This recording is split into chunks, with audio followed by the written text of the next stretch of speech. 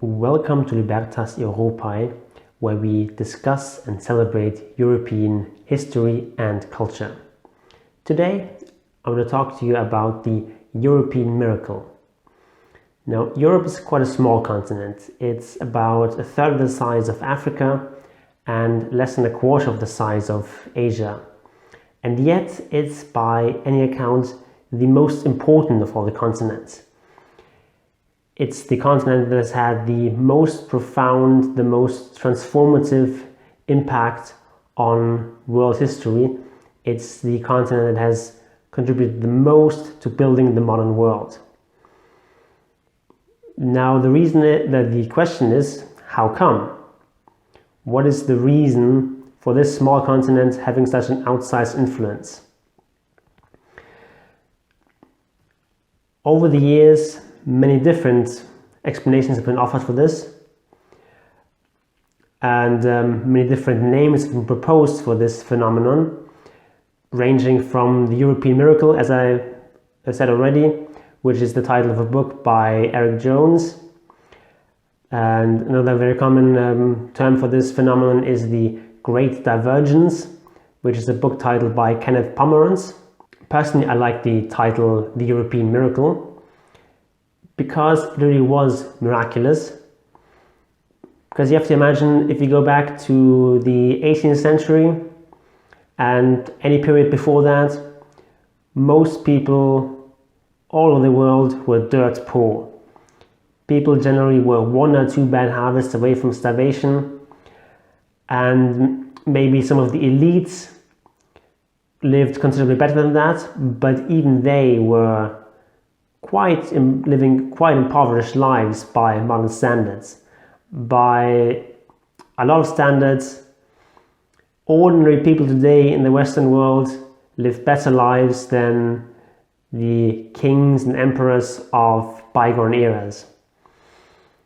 So it was really an enormous transformative change.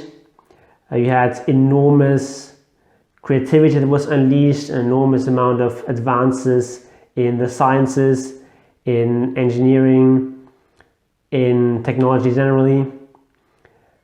And Europe, fueled by all these innovations, conquered basically the entire world.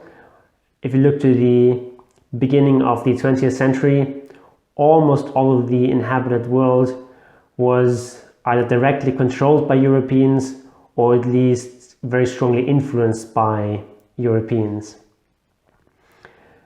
And so that leads us to two questions. First of all is, why did this happen at all? And then secondly, why was it Europe specifically where it happened rather than some other place? And this is a complicated question which I'm not going to be able to answer in this video.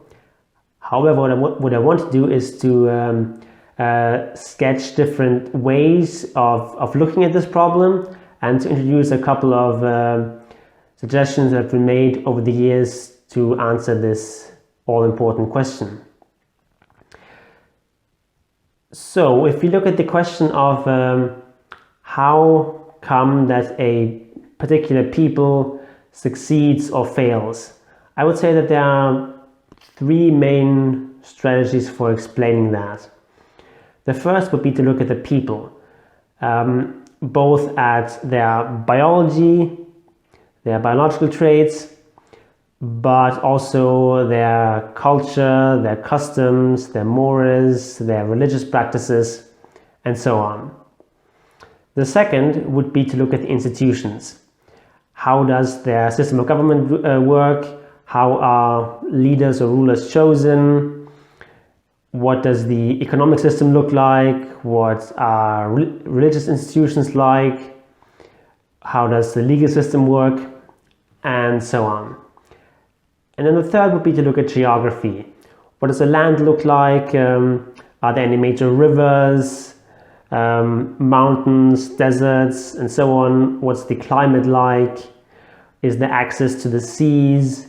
Is there a lot of access to other people who you can interact with through trade or war? So we're gonna go through these three modes of explaining a people's success, and see what explanations have been proposed in these genres. So first, let's look at the people-centric explanations. Here, of course, you have various biological explanations and racial explanations that were very popular in the 19th century and the early 20th century. Nowadays, these kinds of explanations are no longer considered acceptable by most people. There are still plenty of people who propose these explanations, but they're generally far outside the mainstream. And when mainstream intellectuals do propose anything that goes into that direction, they generally leave the mainstream rather quickly, as for example happened with James Watson, who back in 2007 made some offhand remarks about how he's rather pessimistic about the prospects of Africa for development, because he says all these efforts are based upon the idea that the Africans have the same level of intelligence as us, whereas he says all the evidence says otherwise.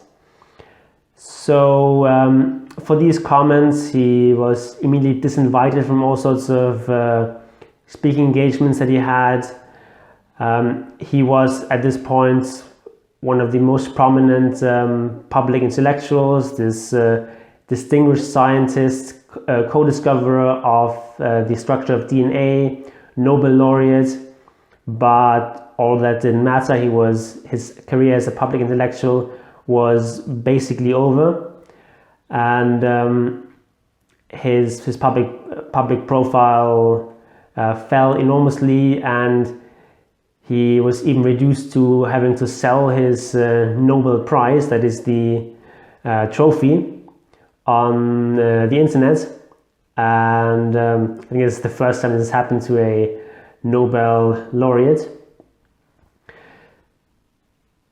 So for that reason, it's clear that most respectable intellectuals are not going to engage in this kind of speculation. But since I'm not a respectable intellectual, I'm going to examine the evidence for these ideas openly and critically, of course, but that's a subject for future videos. As for now, we'll move on to the more sociological, people-centric explanations. So one of the oldest explanations in this vein, and one of the most influential, is the Weber thesis from Max Weber's book Die protestantische Ethik und der Geist des Kapitalismus, The Protestant Ethic and the Spirit of Capitalism. It was a book published in the early 20th century, where Weber basically argues that it is primarily Protestantism that has led to not just Europe succeeding, but specifically Northern Europe succeeding. So if you look at a map of religion and success in the early 20th century, you see this very strong correlation. You see the Protestant countries, Britain, the Netherlands, Scandinavia, Northern Germany, all vastly more successful than the rest of Europe. Whereas if you look at the Catholic parts of Europe, Spain, France, Italy, Portugal, southern Germany, all these parts of Europe were lagging behind significantly. And so it made a lot of sense for Weber to suggest that this Protestant ethic, this Protestant work ethic leads to capitalism, which then leads to the Industrial Revolution and the success of Protestant Europe. Nowadays, this correlation is no longer nearly as strong. It still exists to some extent, but especially if we look at the German-speaking world, this is actually reversed. So we still have the north of Germany being more Protestant than the south. However, now the south of Germany is more prosperous than the north, and this is not just a function of communism or socialism. Even if you exclude Eastern Germany, if you just look at northwestern Germany, it's still lagging behind southern Germany. So at least as far as the German-speaking world is concerned, the Weber thesis no longer holds. But if you look at the broader map of Europe, it's still kind of sort of true. You still see these southern European countries lagging behind northern Europe. However, Weber's thesis is no longer reconsidered de rigueur in academic circles, but it's still, from a historical standpoint, very important argument and one of the first grand sociological explanations that kicked off the whole field. Then, much more recently, we have Deirdre McCloskey, who published a trilogy of books called Bourgeois Virtues, Bourgeois Dignity, and Bourgeois Equality, where she argues that it is bourgeois values that ultimately allowed Europe to succeed. She says that if you look at, for example, the Roman Empire, you have fairly free market, you have a lot of the ingredients that you would expect to lead to something like the Industrial Revolution. And it's not just the Roman Empire, but all sorts of other places that had fairly free markets, a lot of favorable institutions. But they never developed anything like the European miracle. And she says the reason for that is that they had a culture where making money through mercantile means, through speculation, through money lending, was looked down upon to some extent. It's not that no one did that or that it was illegal or anything like that, but if you wanted to be part of the upper crust, if you wanted to be a senator, you were not really supposed to make your money from speculation or from mercantile activities, but rather through plunder and war, or more regularly through land ownership. It's not to say that no senators engaged in any sort of speculative enterprise. Of course, some of them did. And there are also, of course, people who got rich through various speculations, who then rose to political power also. Most notably, of course, Crassus, one of the three men of the first triumvirate, and for a time one of the most powerful men in Rome. But generally, as a rule, the sort of money making for the sake of money making was generally left to the equestrians and not to the senators, and was sort of looked down upon to some extent. And this, McCloskey says, is what stifled economic growth, and it is precisely the breakup of these old taboos that allowed societies like England and the Netherlands to develop capitalism and the Industrial Revolution, and this led to the Great Enrichment, as McCloskey calls it. So let's now move on to institutions. One of the most popular explanations here is that it was in fact European colonialism which allowed Europeans to succeed. The idea here is that Europeans conquered all these societies in the Americas, in Africa and Asia, and exploited their resources and their populations, and also used them as markets for their finished goods, thereby further enriching themselves and impoverishing these societies and retarding their development. A very popular explanation, especially on the political left, but it can at most be a partial explanation, because of course we have to ask ourselves the question of why was it that the Europeans were able to conquer and colonize the rest of the world rather than the other way around. Certainly not for lack of trying. Various non-Europeans tried to conquer Europe for many centuries. For example, we had various Muslim incursions into Europe, which were successful for a time, but then were repelled and at least as far as Western Europe was concerned, all the Muslims were beaten back and driven out of Europe by the time Europeans began colonizing the New World. Another explanation would be to say that it was free markets and fairly free trade that prevailed in Europe that allowed Europe to succeed. This, I also think, is a very important part of the puzzle, but it can't be the entire thing, because as we discussed earlier, there were various times and places throughout history that had fairly free markets and fairly free trade, which still didn't develop anything like the Industrial Revolution or the European miracle. So I think definitely a very important part of the puzzle, but certainly not the entire thing. Another possible explanation is to look at decentralization. So Europe was a very fractured continent. You had lots and lots of small states that were more or less independent from each other, which competed against each other, sometimes went to war, but definitely had lots of exchange of ideas. You have different forms of government, different rulers that tried different things and could learn from each other, because there was a unifying European culture. You had a lingua franca, first Latin, then French, and then English. And this allowed new ideas to spread quickly between these states, and they sort of edged each other on to ever greater heights. And it was this competition which possibly led to the European miracle.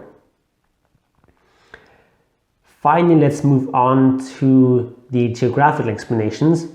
And here there's one book, one author that stands out above all others, at least in terms of popularity, and that's Jared Diamond's Guns, Germs and Steel. In this book, he tries to explain why Europeans are so much more successful in the rest of the world.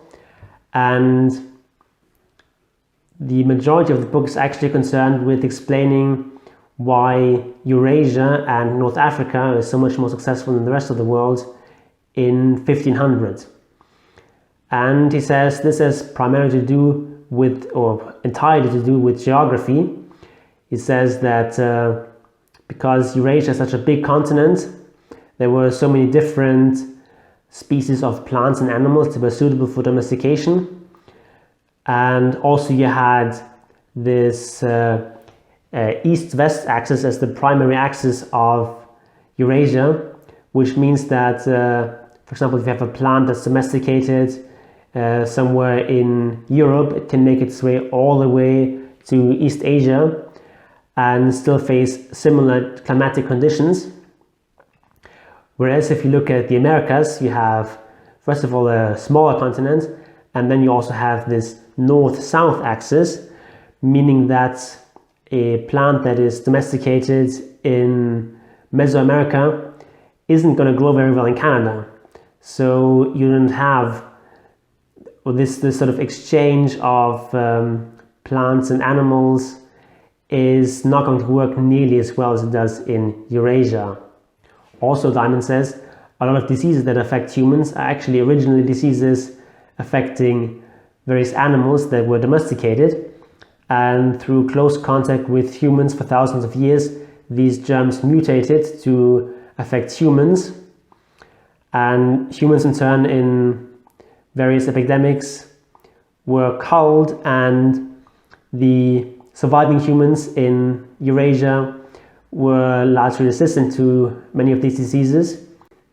However, the Native Americans didn't have those resistances, which meant that when the Europeans came, lots and lots of natives were just killed by vast epidemics, and this made it easy for the Europeans to conquer the place and gave them a leg up. And he says that it's all these geographical factors that in fact led to Eurasia and North Africa being predominant in 1500. Then at the end of the book, he tries to explain why it was specifically Europeans rather than Asians who succeeded. And this, he says, is due to decentralization. So this is already an argument we've already seen for why decentralization helped Europe. But this argument also is given a geodeterminist spin by Charles Diamond. So he says Europe is broken up by all these mountains and rivers, which made it easier for these smaller entities to remain sovereign. Also, Europe is suitable for rainfall agriculture and cultivation of plants like wheat and barley, which don't require any sort of large organization. You don't have any particular economies of scale here. Whereas if you look at other parts of the world where you have to build irrigation systems, or you have these big plantations to cultivate rice and various other crops that don't grow properly just from rainfall. In those countries, you needed larger political structures to organize agriculture, and therefore you had a lot more political centralization in North Africa and in Asia, and that's why Europe succeeded, because of that decentralization. Now, I've presented various different arguments that are partially compatible and partially competing explanations. What do you think of them? Well, I think that most of them offer at least part of the puzzle, but none of them offer the complete picture. And the reason it's so difficult to come up with this one single explanation is that all this stuff is enormously complicated, and you just don't have this monocausal determination, which is why an explanation like Diamond's is defective. So he says, everything is due to geography, but the problem is that geography is not just God-given. Very particular people lives is not independent of that people's biology, their culture, and their institutions. First of all, because people transform their environment. So, for example, if you cut down all the trees, you're not going to have any forest anymore. But if you keep planting new trees, you're going to have more forests. If you dam the rivers, that's going to change the landscape. If you build these grand irrigation systems, that's going to transform the landscape. If you plant all these acres full of wheat, that's also going to transform the environment and the geography. And in addition to that, the place where people live is not God-given, because people can move. They can migrate into new territories, they can conquer territory, and obviously the people, the institutions, their customs will determine how effective they're going to be at warfare, how inclined they're going to be to settle new lands. And that's why this sort of monocausal relationship doesn't work. So if it's so complicated, you might ask, well, why do we even bother? Why don't we just throw up our hands and say, it's complicated, it's happened, but we don't really know why, and let's just leave it at that? Well, two reasons against that. First of all, history is interesting. And this is pretty much the most important thing that's ever happened in history. It's the most transformative thing, the thing that has had the most lasting and deep impact on not just the elites, but also ordinary people everywhere. And so it's important to understand why that happened. But beyond historical curiosity, it's also important on a practical level. because whenever we're faced with the question of whether we should reform some sort of tradition or whether it should be kept, I think it's very important to know which of our traditions possibly contributed to the European miracle, contributed to making us so successful, and which of our traditions and customs didn't play any role or maybe even retarded our development. And similarly, from the point of view of non-Europeans, particularly those in poorer societies, the question is, if we also want to be successful like the Europeans, like the European offshore societies, like the United States, which of their practices should we adopt? And can we adopt the things that made them successful? Because, I mean, if it's due to our biology or our geography, non-Europeans are perhaps out of luck. But if it's more a question of culture, of institutions, which part of our culture, which part of our institutions should they adopt, and which parts should they reject? So this is an enormously important question, and if you also find this interesting, please subscribe to this channel, because I'm going to produce a number of follow-up videos where I'm going to look at all of these theories that I've mentioned in much more detail. So if that sort of thing interests you, do subscribe, and if you found this video interesting, edifying, please give it a thumbs up and let me know in the comment section what you thought about it, and if you have any questions or anything that you think I got wrong, please comment down below. Thanks for watching.